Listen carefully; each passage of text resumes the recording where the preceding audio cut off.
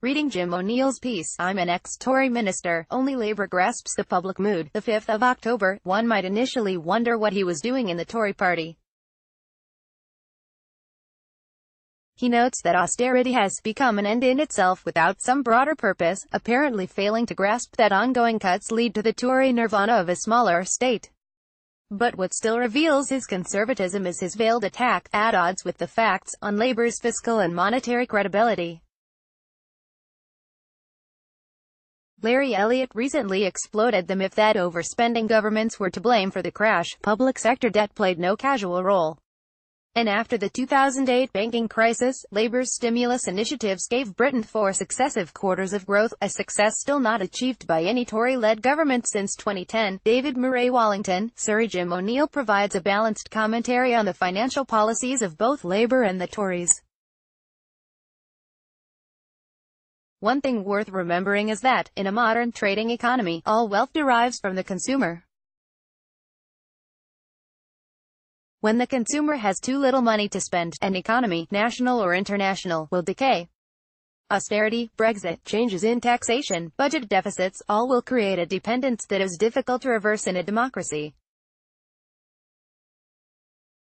The greater a nation's inequality, the greater the pain of any reversal.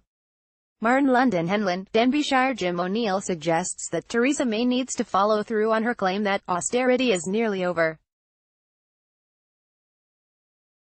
He would do well to ask the question, as would we all, just how have you been affected by austerity, Theresa?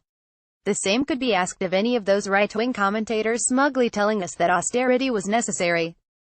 Brian Wollance, Aylesbury, Wiltshire. Nicholas Jackson's piece, The Finance Curse, the 5th of October, is a warning to the country as a whole against nurturing a finance industry which is sucking the lifeblood out of our economy.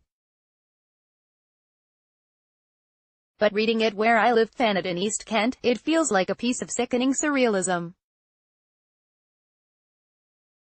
We are just 80 miles from the City of London, the so-called financial powerhouse of Britain, the key to our national prosperity, but we are one of the poorest communities in the country. Over a third of our children live below the poverty line. In one ward it is over half. Our services are being run down. Despite being an area of breathtaking coastal beauty and plentiful human creative talent, the majority of our people face spiraling decline. Our only hope is regime change in the shape of Corbyn and co., but will it come soon enough? Norman Thomas of RNHS in Kent. Nicholas Jackson's case that the City of London is harmful to the UK's economy can be summarised briefly by going back to first principles. Money has no value in itself. Its primary function is to facilitate trade, exchange of goods and services to mutual benefit. But the vast majority of the money that flows around the world today has no such purpose. Buying and selling money for its own sake is parasitic on the real economy. Thatcher's abolition of controls on capital led directly to the present situation. Frank Jackson, Harlow, Essex. Has James Walsh, Liberal Democrat group leader of West Sussex County Council, attacking the Tories for the savage cuts of the past few years, letter, the 5th of October, forgotten that between 2010 and 2015 his party was in coalition with the Tories and happily pushing through the cuts? We haven't.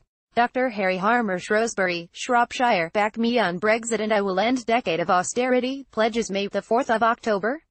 So if you don't back her she is going to give you more austerity? Didn't that used to be referred to as blackmail? John Johnson, Sidcup, Kent. Join the debate. Email guardian.letters@theguardian.com. Read more Guardian letters. Click here to visit gu.com/letters. Do you have a photo you'd like to share with Guardian readers?